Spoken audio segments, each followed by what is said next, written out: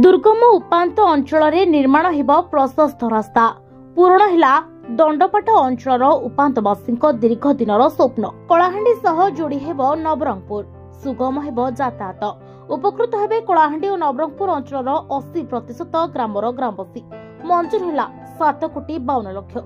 कलाहांडी जिला धर्मगढ़ उपखंडर दंडपाट अंचल रही 54 खंड गाँ। ए गाँ गुड़िक सहित पड़ोशी नवरंगपुर जिला झरिका उमरकोट रही निबिड़ संपर्क। एपरिकी वैवाहिक संबंध सहित संस्कृति परंपरा मध्य जड़ित।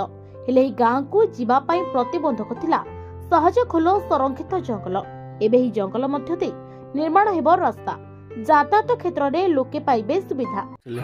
चली चली आरिया में गाड़ी गुड़ा जदि साइकिल फाइल मोटर गाड़ी गुड़ा बस बस जावार अच्छे मदलपुर पापड़ाहांडी डाबुआ करी तुम पानी के बोलबार पड़े ये बाट में जदि मदलपुर आड़े गले हमको बहुत टाइम लागला 3 घंटा 4 घंटा लागला। आम से आड़ बुलिक आसर मदलपुर सर में सुविधा हवा रास्ता घाट आसले आरे। पूर्व दंडपाट अंचल लोके झरिका उमरकोट जावाकू हेले धर्मगढ़ भया चांदाहांडी पड़ोशी छत्तीसगढ़ जातीय राजपथ 130 और जातीय राजपथ 26 आंबपाणी मैदलपुर दे यातायात करुथिले और जहा फल दूरता बढ़िबा सह अधिक समय मध्य लागुथला। हेले एबे ही दूरता कमिबा सह समय मध्य कम लागिबो। गोतमुंडारू साहजखोल दे डाहिमाल दे दीर्घ 7 किलोमीटर पाई मुख्यमंत्री 7,52,00,000 टंका मंजूर करिसेंती, जहा फल अंचलवासी दीर्घ 23 वर्षर दाबी पूर्ण होईछि। एथिपाई भित्ति प्रस्तर स्थापन हेबा सहित धन्यवाद सभा माध्यम मुख्यमंत्री 5 अधिकारी को धन्यवाद जणाइछंती अंचलवासी।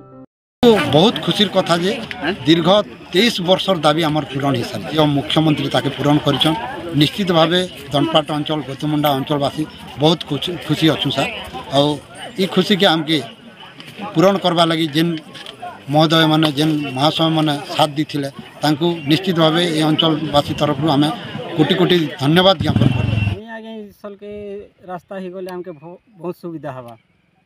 ये आम से तुम चांदाहांडी आना गले आम पानी केन्द्री कर जीवार होची इबार न तो बेसी जी पुनी हबार इबार न साइकिल ने पुनी जी हवा आज्ञा से सुविधा पुन हमके मुख्यमंत्री कर बहुत सुविधा हवा।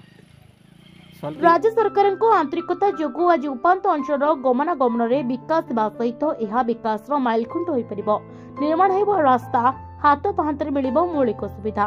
कोकोसरारू हिरण्य बेहरांक रिपोर्ट, हिरांचल लाइव। तेबे एभली किछि गुरुत्वपूर्ण खबर देखिबाकू चाहंती आम चैनल को लाइक, सब्सक्राइब और शेयर करନ୍ତୁ।